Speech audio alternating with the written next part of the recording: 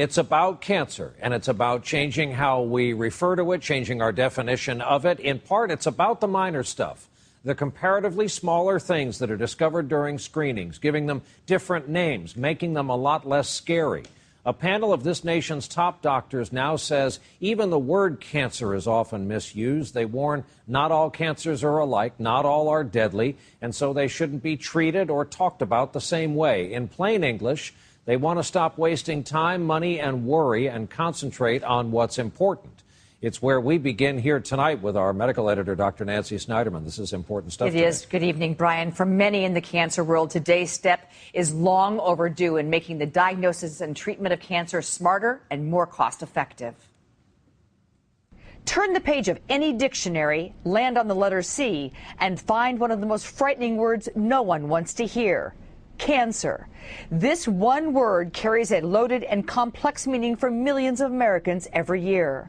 A panel of experts advising the National Cancer Institute is recommending an about-face in the way doctors diagnose and treat some types of the disease that have little or no chance of being lethal.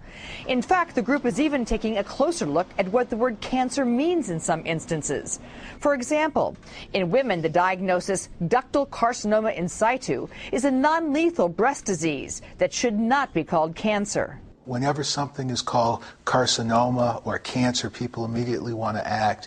And the reality is we should be watching them as opposed to aggressively treating them.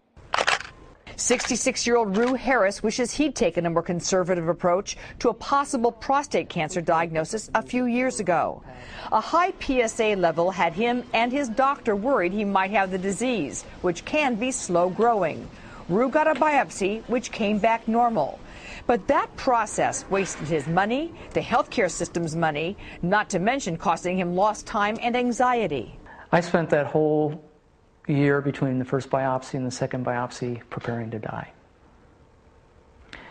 I wasn't enjoying living. I was scared of the possibility that I might have cancer and that I would die. The organs most overtested for cancer, this panel says, include thyroid, breast, prostate, and lung.